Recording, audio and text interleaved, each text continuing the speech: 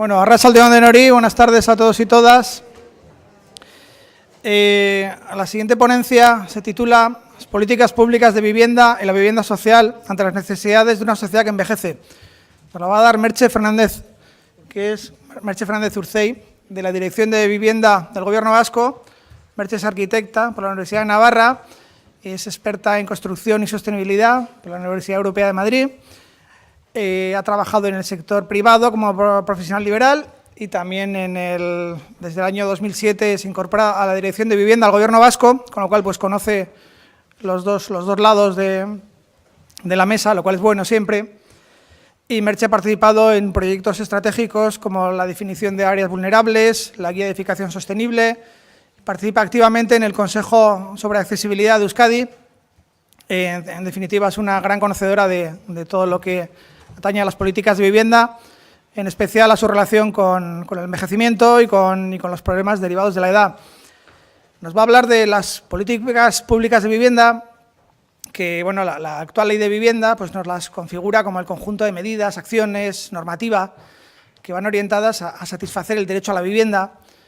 Estas políticas surgen, primero, orientadas a satisfacer el derecho a la vivienda ante la carencia de vivienda, principalmente con la gran expansión de las ciudades, el desarrollismo, lleva a una carencia de vivienda que se empieza con la legislación de casas baratas y el fomento en el franquismo, que da lugar al mismo tiempo a un desarrollo residencial con una concienciación social, pues diremos, casi negativa, poco atractiva. Si bien en los años 80 ya, cuando se absorben las competencias en Euskadi, pues bueno, se hace un intenso trabajo de dignificación de la vivienda social, se elevan sus estándares de calidad, de equipamiento, de dotación y sin duda alcanza y en ocasiones hasta vemos que supera la vivienda libre, de manera que pierde ese carácter de gueto y pasa de ser algo negativo. Y de esta manera se estructura pues, el parque social de Euskadi. Pero las políticas públicas de vivienda, igual que le pasa al parque residencial libre, pues se adolecen también del cambio generacional, del cambio de necesidades sociales y se encuentran que tienen que hacer frente a retos, no solo a la carencia de vivienda, que sigue existiendo, sino a la falta de adecuación de la vivienda a las necesidades sociales del momento, el envejecimiento, necesidades nuevas que van surgiendo. Y dentro de las políticas públicas de vivienda tenemos el parque de vivienda social. A mí me gusta hablar más, como dice la ley, del sistema residencial protegido. Es un sistema, igual que el sistema de salud y otros sistemas públicos estructurados.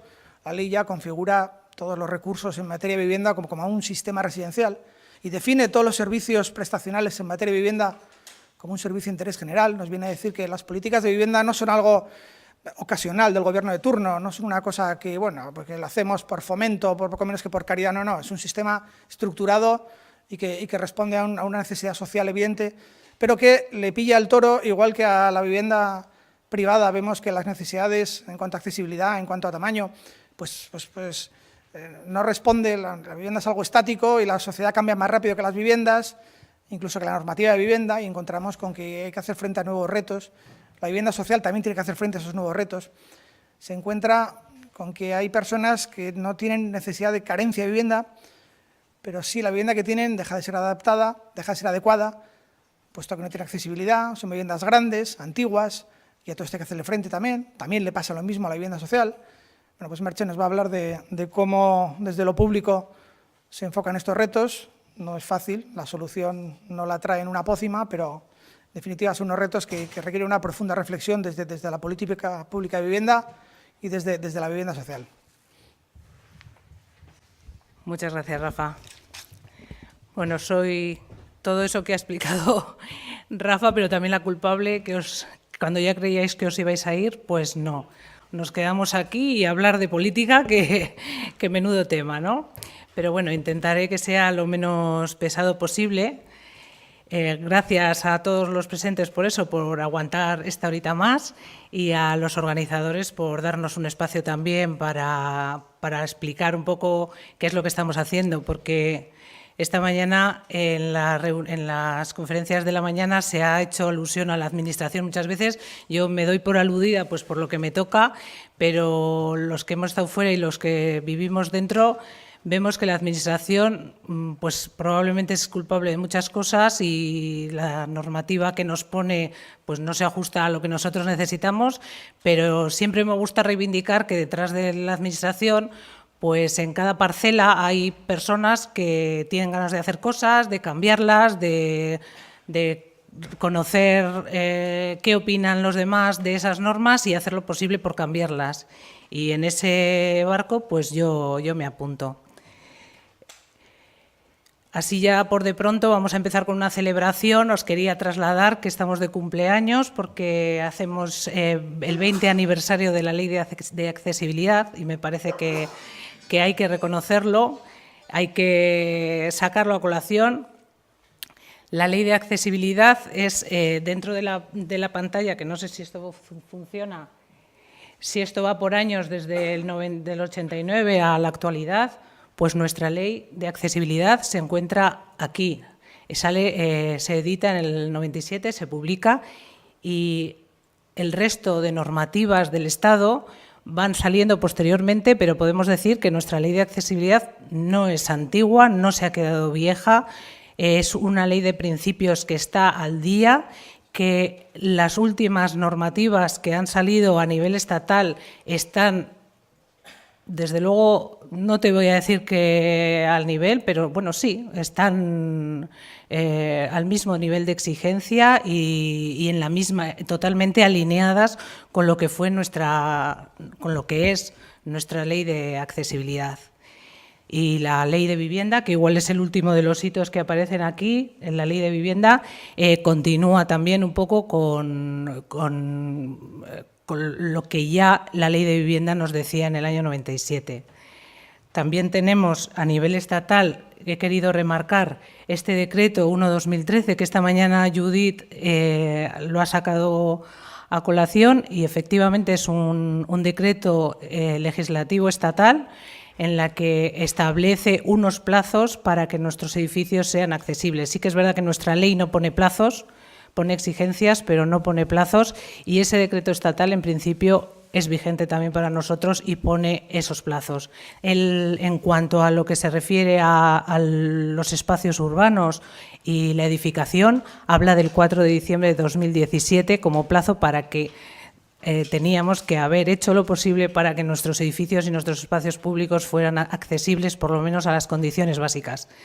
Esto se acabó entendiendo como que parece que el plazo empieza entonces. No, tenía que haber sido hasta entonces. O sea, desde 2013 a 2017 hemos perdido ese tiempo, pero bueno, está ahí y a ver si ojalá sea que el que ha entendido que es a partir del 17, pues lo pone en marcha. Eso sería buena noticia y que no se queda ahí sin más.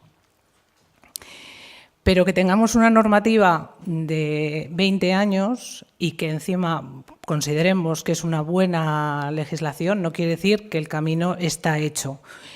Desde vivienda, que es la parcela en la que a mí me toca vivir, que también hay que decir que la Administración está llena también de boxes, como tenían los proyectos que nos han enseñado esta tarde, y que muchas veces, por desgracia, son boxes un poco cerrados y que no acaban de tener la no transparencia, ojalá sí, eso seguro que sí, pero sí que el trabajo en común y la transversalidad que se deseara. Entonces, igual, mi lectura de esta tarde es de vivienda, que es la parcela, y dentro de vivienda la parcela que a mí me toca, pero que reclamamos un poco el que se transfiera a todo tipo de parcelas. Y dentro de ese camino que decimos, entendemos que tiene que existir un cambio. Y ese cambio hacia el que nos dirigimos o al que nosotros consideramos que es la apuesta es pasar de lo que es el concepto de barreras arquitectónicas, que igual es eliminación de barreras arquitectónicas, asociar la accesibilidad a las barreras arquitectónicas, transgredir un poquito esa limitación, es la apuesta por la que hacemos y alineándonos también con un poco el ideario de la Convención de Derechos Humanos, en la que lo que se habla es de accesibilidad universal. Y en esa accesibilidad no solo están los espacios, no solo están los edificios, están los productos, los servicios y todo tipo de personas, porque no, pues este foro quiere tratar el envejecimiento, pero mi discurso no está cerrado igual en ese sector de la sociedad, sino que quiere estar ampliado a todos, y por eso hablamos de un diseño universal y de una accesibilidad universal, porque es un derecho fundamental que viene recogido en la Constitución. Todos tenemos derecho a una vida independiente, a poder desarrollar nuestra vida dentro de un entorno accesible, de tener una vivienda digna, de que esa vivienda sea adecuada. Entonces, es un derecho constitucional fundamental que va más allá de cualquier otra circunstancia. Y en esa línea nos movemos. Y a lo mismo que, puesto ese como objetivo último, lograr esa accesibilidad universal y dejarnos de pensar en barreras arquitectónicas como ya concepto único de accesibilidad, es donde que va a regir un poquito mi presentación. Vivienda, para poder llegar, o por lo menos la parte de vivienda en la que a mí me toca colaborar, para poder llegar a ese objetivo único, pues tiene abiertos distintos frentes, que son los que os quiero transmitir. Uno de ellos, que también ha salido esta mañana, es hasta qué punto con la accesibilidad universal tenemos que introducirla en el concepto de planificación urbana. Uno de los caminos que nos ha parecido como interesante, aprovechando la revisión de las directrices de ordenación territorial, que desde el Gobierno vasco está coincidiendo ahora, está en una fase de aprobación inicial, pues hemos intentado aportar que esa accesibilidad universal, lo mismo que la salud o lo mismo que el género o que el uso del euskera, pues todas esas circunstancias son cuestiones transversales, pero también la accesibilidad tiene que estar ahí, casi como capítulo 1, porque todo lo que hagamos en planificación urbana, el fin último tiene que estar en esa accesibilidad universal. Ahí os he puesto como unos brochazos de temas en los que hemos puesto sugerencias, pues tratar el desarrollo rural, el transporte de todas esas personas que viven en las zonas rurales, sobre todo en los sensibles, que son las personas mayores que viven en esos espacios rurales, y también que de qué manera igual intentamos que esto no se quede en palabras bonitas que todos compartimos, sobre todo los que venimos a jornadas como esta, pues que también tengan una aplicación más práctica. Y, por ejemplo, y esa puede ser que los planes urbanísticos, como bien ya lo dice la ley, pero sí que es uno de esos capítulos que a lo mejor se ha quedado un poquito ahí escrito, pero no aplicado, es todos los planes urbanísticos informen sobre la accesibilidad y observen la accesibilidad de manera específica, porque todos entendemos que como la normativa de accesibilidad existe, pues ya todos los documentos que salgan, proyectos urbanísticos o de edificación, van a ser accesibles. Y no es así. Entonces, creemos que puede ser un paso que esté específicamente representada la accesibilidad en todos esos documentos urbanísticos. El siguiente punto de acción con el que podemos contribuir hacia esa accesibilidad universal es definir el modelo de vivienda. No es que lo estemos definiendo ahora porque estamos viviendo del que ya estaba definido en años anteriores. En concreto, tendríamos que empezar, ya hemos pasado la acción urbana, o sea, lo que es la actividad urbana, y ahora estamos en la vivienda. Lo primero es que el portal sea accesible, o sea, que yo pueda llegar desde ese espacio urbano que ya me he preocupado porque sea accesible hasta mi vivienda, también de una manera accesible. Esto es un punto que efectivamente está al orden del día porque tenemos edificios, un parque residencial antiguo, en lo que muchos de ellos no disponen de ayudas técnicas suficientes para poder hacer accesible ese edificio, y aparte de que la normativa exprese unas características físicas como son las que os he marcado ahí como referencia, cómo tienen que ser a nivel normativo todos esos portales o esos accesos, Por otro lado, también desde Vivienda, aprovechando un instrumento como es la inspección técnica de edificios, en la que se intenta reflejar y dar la información a todos los propietarios de en qué estado de mantenimiento se encuentra su edificio, si existen daños lo suficientemente importantes como para actuar sí o sí, porque muchas veces el tema del mantenimiento de nuestros edificios pues queda un poquito, pues ya veremos, casi que es como un gasto, no tiene el concepto de inversión, y entonces con instrumentos como la inspección técnica de edificios para edificios residenciales de más de 50 años se pretende dar esa información. Y aprovechando que hablamos de la conservación del estado de su cubierta, de su fachada, de sus instalaciones, damos también la información por parte de un técnico que se elabora ese documento, es a nivel de espacios comunes en qué estado de accesibilidad se encuentra ese edificio.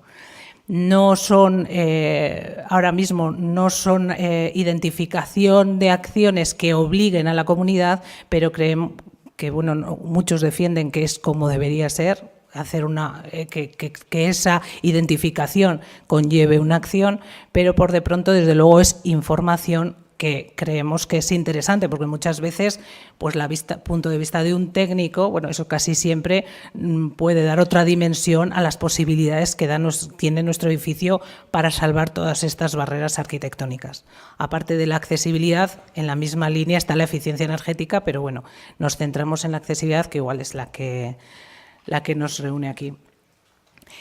Una vez ya hemos solucionado la parte urbana, la parte de espacios comunes, llegamos a la vivienda.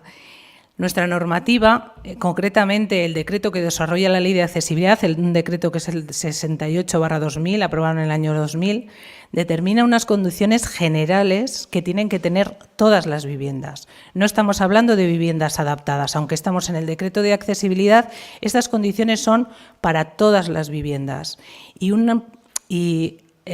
Hablando con personas que tuvieron la oportunidad de participar en la creación de esta ley, en el desarrollo de estos decretos, nos comentan que su objetivo precisamente era intentar que las viviendas tuvieran unas características mínimas, accesibles, que permitieran esa evolución y ese cambio de vida que pueden sufrir las personas que lo habitan. La que más importancia se le daba es que se fijara una anchura de puertas, o sea, que la anchura de puertas no fuera inferior a 80 centímetros, la de acceso 90 en este caso, pero que ninguna puerta fuera inferior a 80. Unos pasillos, la obligación de que todas las promociones de más de una altura tengan ascensor, sí o sí, eso estamos incluso por encima de la exigencia a nivel estatal, que lo marca en baja más 2. Las carpinterías exteriores que fueran todas practicables y accesibles para su limpieza, poder acceder sin grandes pendientes a las terrazas y la existencia de videoportero. Son son pocos puntos los que acometen a toda la accesibilidad, pero sí que son importantes, porque fueron en su día, por supuesto, un gran salto. Ya de ahí, aparte de estas condiciones que son como generales para todas las viviendas, la normativa de accesibilidad empieza a definir lo que son viviendas adaptadas, específicamente adaptadas para personas de movilidad reducida.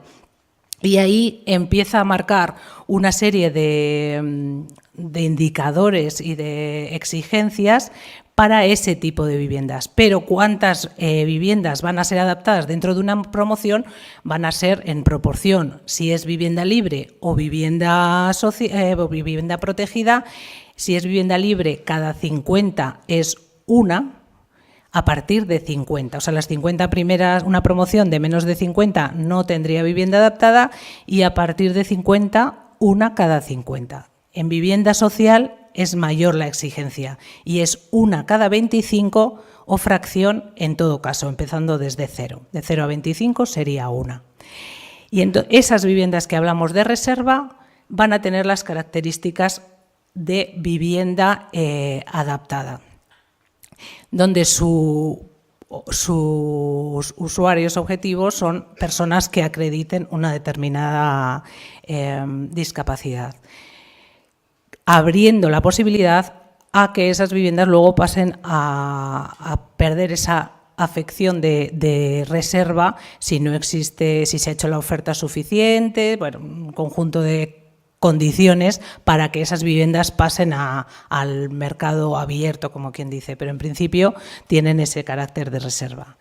Y para ello marca unas condiciones de lo que será su acceso. Bueno, y también en la proyección os pongo en distintos colores lo que viene, por aclarar lo que no lo he hecho al principio y que no lleve a confusión. En distintos colores aparece lo que en ese aspecto las distintas normativas aportan. Por un lado está lo que el Código Técnico como norma básica exige para este tipo de viviendas, en morado lo que sería nuestra normativa de accesibilidad y luego, por otro lado, también nos viene influida, si es en el caso de vivienda social, por las propias ordenanzas de vivienda de protección oficial. Lo que pasa es que sí que es verdad que en la revisión que se hizo de las ordenanzas de VPO en 2009, después de la aprobación del Código Técnico, todo lo que ya estaba en otras normativas se eliminó. Entonces, nuestras ordenanzas VPO en este caso no añaden mucho más que lo que dice el resto de normativa. Aparte ya sí de lo que es en concepto superficies máximas y demás, pero en estos aspectos no. En cuestión de cocinas, marca superficies mínimas, forma y composición del mobiliario, alturas, tanto de los fuegos, los fregaderos, cómo debe ser su grifería, o sea, empieza a definir qué es una vivienda adaptada y qué condiciones tiene que tener. Lo mismo para los dormitorios, espacios de transferencia, espacios para poder hacer giros en el interior. Básicamente eso, transferencias, la existencia o no de armarios. En cuartos de baño es donde se es mucho más específico. Sí que es cierto que tienen un gran nivel de exigencia a nivel espacial y condiciona mucho la forma que tienen luego las viviendas, pero lo que sí que me comentaban que sí que las personas que hicieron las normas, estos decretos en su creación, les quedó ahí un poquito el gusanito de haber puesto algo para que los baños de cualquier vivienda tuvieran una fácil adaptación. Es verdad que no se formalizó y quedó ahí, pero bueno, sí que existía esa intención y yo creo que es bueno rescatar esa intención para cuestiones que voy a comentar ahora a continuación. Y es que una vez entendido o visto lo que es la vivienda, desde nuestra reflexión también nos planteamos si las oportunidades que nos da nuestro trabajo de estar en contacto con personas como vosotros que estáis en otros ámbitos de trabajo y que a lo mejor más cercanos a los usuarios y que porque muchas veces igual la administración andamos un poquito fuera de mercado, como quien dice, pues todas esas aportaciones que vamos recibiendo entendemos que nos interesa recopilarlas de cara a hacer una reflexión sobre el modelo y hasta qué punto vamos a ser capaces de dar pasos hacia adelante. A mí me satisface pensar que los que yo traía en esta presentación, muchos se han comentado ya en ponencias anteriores, por lo tanto entiendo que en muy mal camino no estamos.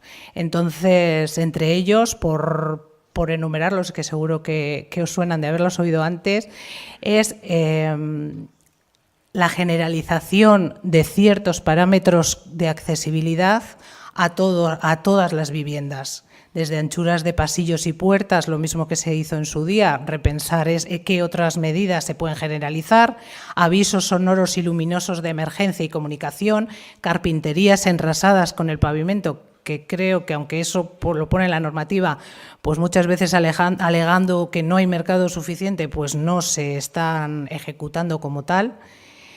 Duchas enrasadas, he dicho, videoportero que pueda ser utilizado por personas de escasa visión, condiciones dimensionales de las estancias, igual tenemos que repensarlas. Buscar una óptima flexibilidad de la adaptación del cuarto de baño en su relación con el dormitorio. Y de eso, entre los que están aquí, he visto uno de los responsables de que esa conciencia nos haya penetrado de una manera profunda. O sea, de qué forma podemos hacer, sirviéndome de esto, para que en una vivienda, sea adaptada o no, en cualquiera, hacer que esa normativa nos permita que la conexión dormitorio y baño sea suficientemente fácil la conexión entre estos dos elementos, porque cuando sobreviene una situación en la que es necesaria una ayuda técnica para el desplazamiento, pues facilita mucho el poder tener el baño y el baño principal y el dormitorio en conexión directa. Y muchas veces por temas de instalaciones, SUNS, pilares estructurales, lo imposibilita y tenemos que hacer unos recorridos por toda la casa para llegar al baño que efectivamente no favorecen a lo que es una vida independiente y fácil. Por otro lado, también introducir en estos estándares de vivienda de protección, de vivienda protegida o incluso generalizada como habitabilidad, preinstalaciones que de manera fácil permita la incorporación de futuras ayudas técnicas para el control de presencia, para el control de puertas y ventanas, para cualquier tipo de alarma, de incendios, un detector de caídas, o incluso que favorezca la posterior integración de una teleasistencia, telemedicina o cualquier tema de sistema asistencial que vayamos a necesitar para precisamente utilizar la vivienda como aquí se está solicitando que se ayude, o sea, que se adecúe. Otros, búsqueda de nuevas tecnologías y productos, repensar un poco el concepto de reserva, de dotación, se puede desafectar, no, solo tiene que haber reservas ahora mismo para personas con discapacidad auditiva o física, pero a lo mejor tiene que reflejarse otro tipo de colectivos. Ahora mismo está en pensamiento, pero no formalizado. Y sobre todo, que eso también lo hemos aprendido como una experiencia que desde el Ayuntamiento de Ermua, junto con Tecnalia, nos presentaron, la importancia que tiene la formación, tanto de las personas que van a hacer obra en su casa, la sensibilización también y formación de todos los agentes que van a intervenir, porque muchas veces estas obras pequeñas, de pequeñas adaptaciones en el hogar, se dejan en manos de contratas, no incorporan técnicos con formación específica y muchas veces esas personas que van a acometer la obra desconocen de otras soluciones posibles para que esa misma obra tenga un grado de accesibilidad. Y en aparte de este nuevo estándar, este es como un pensamiento a futuro que enlazará con algo con lo que quiero terminar la jornada. En el caso de la vivienda protegida, en vivienda existe lo que es un registro de solicitantes. Cualquier persona que quiera optar a una vivienda social tiene que cubra unas condiciones generales que ahí os enumero, tiene la posibilidad de entrar en ese registro y optar a una vivienda social, en compra o en alquiler. Principalmente lo que se oferta es en alquiler, pero dentro de esos grupos que pueden pertenecer a ese grupo de solicitantes están personas con una movilidad reducida o discapacidad psíquica reconocida, sean o no propietarios de una vivienda, y también personas mayores de 70. Destaco porque igual es el grupo más cercano a lo que aquí nos reúne. Estos dos bloques de personas pueden tener su vivienda en propiedad, pero deben acreditar que su vivienda no se adecúa a las condiciones de accesibilidad por un informe técnico que luego es corroborado por las delegaciones territoriales de vivienda. Y estas personas dentro de los sorteos, porque una vez entra dentro del registro de solicitantes, para poder optar a una adjudicación tanto en alquiler o compra, si es en compra se produce un sorteo y si es un alquiler se produce una baremación. Pues en esa baremación las personas que forman parte de estos grupos de discapacidad, personas con discapacidad psíquica o movilidad reducida o mayores de 70, ya parten con un 10 puntos extra, podríamos decir, o sea, que les da una cierta prioridad con respecto al resto de grupos. Para llevar a cabo un poco toda esta política de vivienda que se entiende es necesaria la rehabilitación, pero también se entiende que la dificultad que supone para mucha gente intervenir en su vivienda pues a nivel económico, por las barreras económicas que se pueda encontrar, pero no solo la vivienda. Para ello, el modelo que está configurado allí, que desconozco lo que es la evolución que tendrá, pero a día de hoy, entendido como Plan Renove, reúne un conjunto de 5 programas de ayudas para distintos ámbitos en los que tiene la clave fundamental es la rehabilitación o la actuación en zonas vulnerables. No entro en profundidad en cada uno por no hacer pesada la ponencia, pero tenéis información esquematizada dentro de esta presentación, pero toda la información que se necesite en la web de Etxebide está muy minuciosamente explicada y desde luego seguro que con más acierto que lo que yo pueda decir. Por enumerar esos programas y ver a qué ámbitos influyen, tenemos el primero, que es el programa de rehabilitación de entorno y de edificios y viviendas. Es un programa que anual no tiene fin, se renueva año tras año y el fin último tiene clasificadas las obras en distintos grupos y entre ellos está la adecuación constructiva, la adaptación a accesibilidad de los edificios y de las viviendas y cumplir, otra de las líneas es cumplir el documento básico de eficiencia energética y también poder acometer las obras que una inspección técnica de edificios haya podido identificar como necesarias.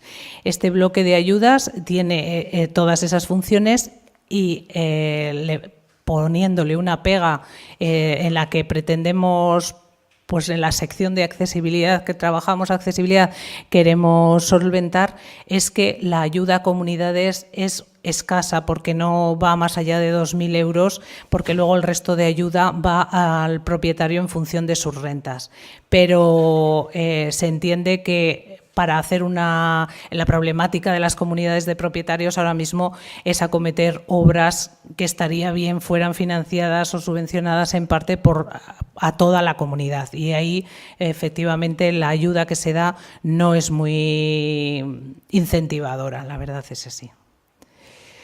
El siguiente es un programa de ayudas que se da a los ayuntamientos, a las entidades locales y entidades privadas sin ánimo de lucro, para realizar planes de accesibilidad de sus municipios e incluso identificar las obras que permitan hacer esos entornos accesibles. O sea, es hacer como un plan de acción y luego poder ir acometiendo cada una de las obras que refleja ese plan de acción. Otro sería un plan de ayudas para identificar, está dirigida a ayuntamientos y sociedades urbanísticas para identificar áreas de rehabilitación integrada o áreas degradadas, áreas que se considera que necesitan una especial atención y para elaborar sus planes especiales de actuación, por identificar que tienen zonas de especial vulnerabilidad a las que hay que acometer. Un programa de ayudas que es el programa Renove, es un plan más completo de rehabilitación, no solo contiene accesibilidad, o sea, tiene que garantizar que con su actuación consigues que todas las viviendas tengan un itinerario accesible hasta su puerta, pero ahí la comunidad se tiene que entrar a también cumplir unos parámetros de eficiencia energética y de cumplimiento de sus instalaciones de incendios. Entonces, las inversiones que llegan derivadas son mayores, pero también el orden de ayudas es superior. Y por último, luego proyectos de regeneración directamente conveniados con los ayuntamientos y con las sociedades urbanísticas. Hay una enumeración de los que se han ido pudiendo hacer durante este tiempo y que todavía se continúan identificando para llevar a desarrollo.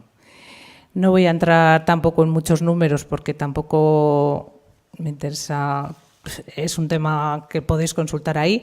Y lo que sí que me ha parecido bueno identificar del 2013 a 2016 el alcance que han podido tener el desarrollo de este tipo de programas en cuanto a cuántas viviendas se ha intervenido, que es para colocar ascensor, que puede rondar las 5.300, por eso 5.200, 39 en concreto, y por tener unos números del impacto que todos estos programas pueden llevar. Pero bueno, prefiero continuar porque lo mismo que hemos hablado del entorno, hemos hablado de la vivienda, consideramos que otro ámbito en el que es necesario trabajar es en las oportunidades que ofrece el mercado para desarrollar productos y servicios innovadores en cuanto a lo que se refiere a la accesibilidad.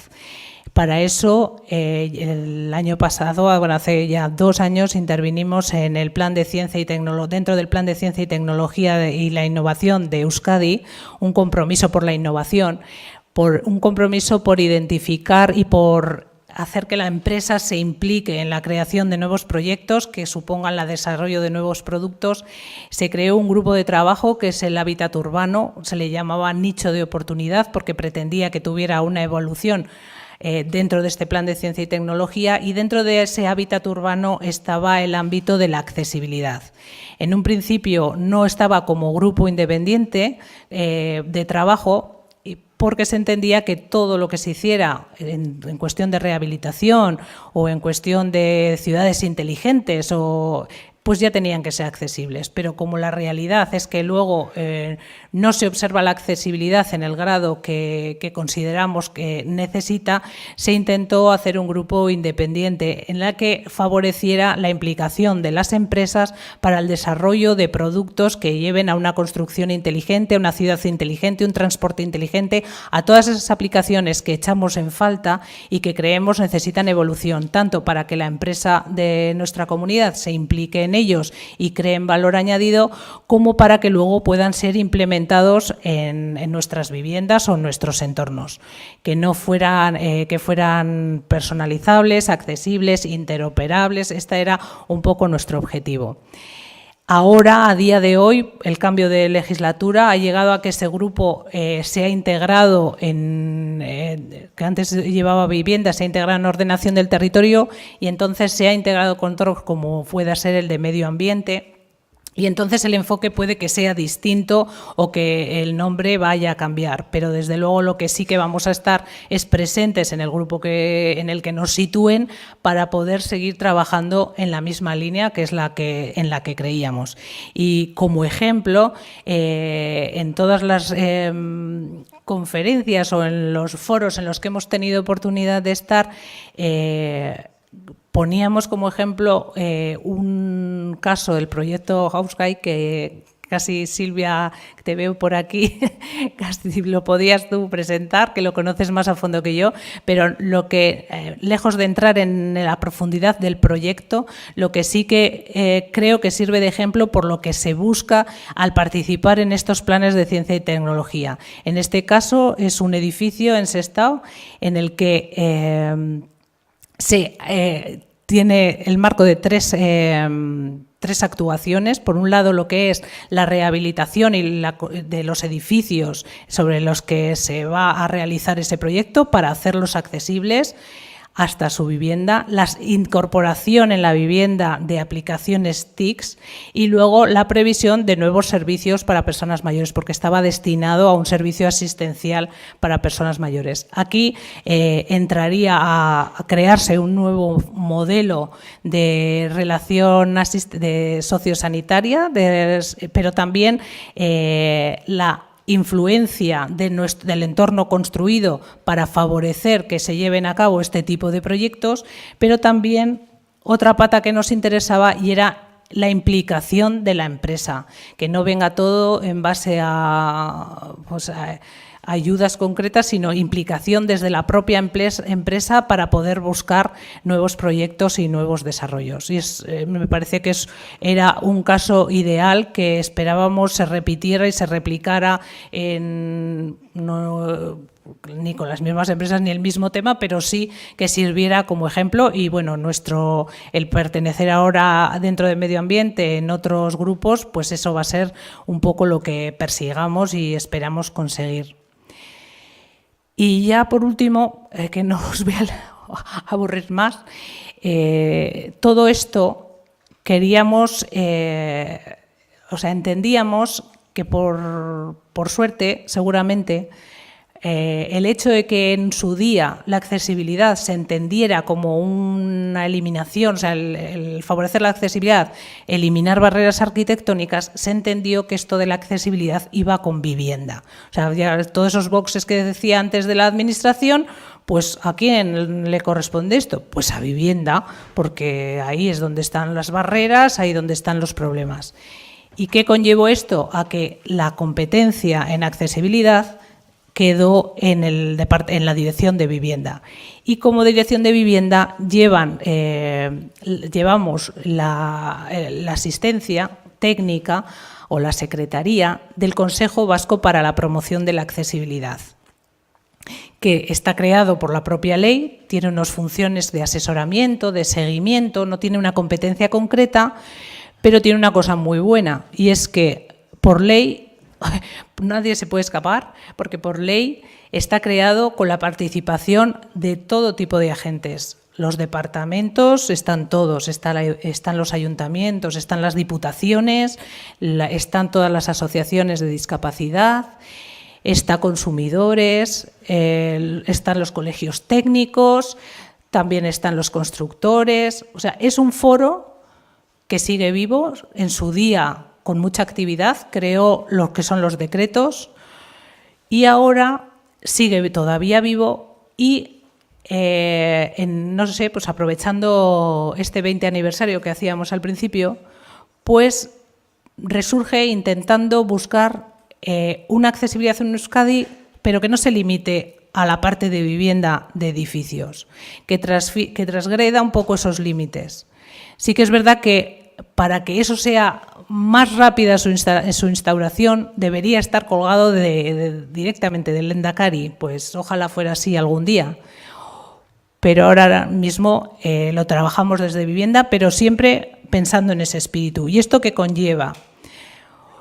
Pues nos hemos puesto objetivos transversales para que la accesibilidad universal y el diseño para todos pueda llegar a todos los ámbitos de actuación, desde los transportes, los bienes y servicios públicos, el patrimonio, el empleo, todo. Crear una estrategia para conseguir esa accesibilidad universal. Para ello, actuar en sensibilización y formación, en normativa, la revisión que sea necesaria, investigación, innovación y calidad en la búsqueda de desarrollo tecnológico, en búsqueda de nuevas fuentes de financiación y, desde luego, en la divulgación y en la participación. Para ello, con la coordinación del Gobierno como asistencia a ese Consejo Vasco de Accesibilidad, pero con la participación, porque el mismo Consejo así funciona, con la participación de todos los agentes. Es una estrategia que creemos importante porque primero obligaría a hacer un diagnóstico real, muy solicitado por las distintas asociaciones y con mucha razón, porque es verdad que ponemos leyes y muchas veces luego nos queda claro quién las vigila o qué pasa.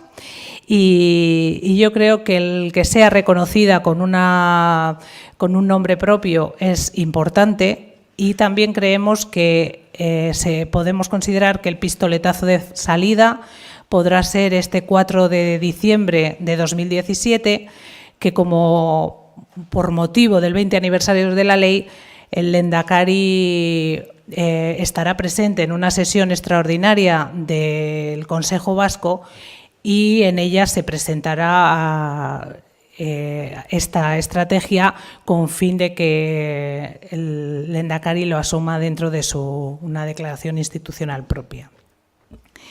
Y sin más, os dejo mis datos porque desde luego cualquier duda o lo que sea, yo a lo mejor directamente no os la puedo solucionar, pero encontraríamos a alguien que en la casa os diera la solución que necesitarais para cualquier tema. Muchísimas gracias.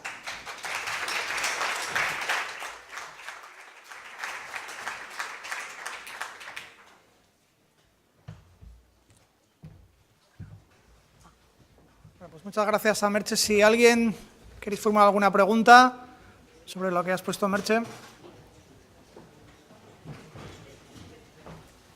Pues muy bien. Pues hala.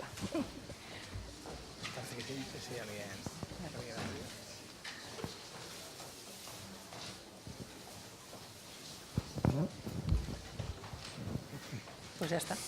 Pues muchas gracias. Venga, hasta luego. ¿Sí? Ha pedido algo. Merche, gracias por la charla que nos has dado tan amplia. Chema, tan eres tú. estupenda. Es que no te veo. Soy yo, sí, soy yo. Te llevo las gafas de lejos. Estoy al fondo. Te he dicho que solo para aplausos, ¿eh? Solo para aplausos. No, yo te quería únicamente decir si dentro del diseño de universal de accesibilidad de la puerta de la entrada de una vivienda también se incluye eso o la parte interior de la vivienda está excluida. Es decir, en las viviendas nuevas estáis poniendo una de cada 25, una de cada 50, pero claro, hay muchas personas que están viviendo dentro de la vivienda que no está accesible y que ellos tienen movilidad reducida. ¿Qué plan tiene para esos el departamento? Si es que... No sé si lo he entendido. Chema, no sé si te he entendido muy bien la pregunta, ya lo siento. ¿Te importa reformularla un poco?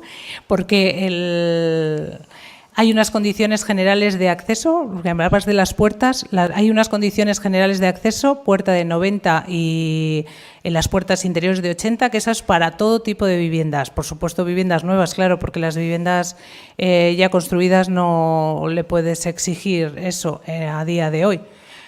Pero el resto de condicionantes internos de superficies, radios de giro y demás están marcados para viviendas protegidas, o sea, para viviendas adaptadas. Y entonces las personas mayores que quieren vivir en su casa, ¿qué tienen que hacer? Pregunto. Pues desde luego tienen que estudiar las posibilidades y yo aconsejo, pues igual porque soy técnica, pero aconsejo que por un técnico puedan estudiar las soluciones que su vivienda le da al caso concreto, porque efectivamente los casos son muchos. Optar a los programas de ayudas que desde luego no son solo los que yo aquí he expuesto, porque estos son de gobierno, pero estoy segura que en los ayuntamientos existen otras líneas que le ayudan. Y si ninguna de estas soluciones es posible, pues a mí solo se me ocurre tener la opción de optar a una vivienda dentro del programa de vivienda de protección. Eso significa cambiar la vivienda, pero por supuesto por eso están los primeros pasos de agotar todas las posibilidades que nuestra vivienda nos da para nuestro caso particular. Yo entiendo que ese sería un poco lo que ahora mismo, hasta donde yo llego, las opciones que te podría ofrecer. Muchas gracias, Merche. Muchas gracias. Gracias a ti, Chema.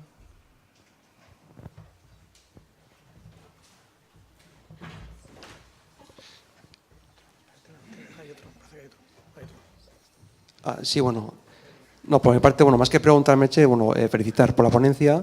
Gracias, Miquel. Y bueno, pues sobre todo la introducción, ¿no? Me parece importante, además procedente, ¿no? Situar lo que es la accesibilidad universal, los 20 años, y además como derecho, ¿no? Una palabra igual que no se menciona mucho, pero bueno, como derecho y además de todas las personas, no de las personas mayores, de las personas con discapacidad, sino de todas las personas. Eso es. Entonces, bueno, y hoy hablamos de vivienda y yo recordar simplemente que la ley de vivienda habla, bueno, del derecho de toda la ciudadanía vasca a una vivienda digna, adecuada y accesible.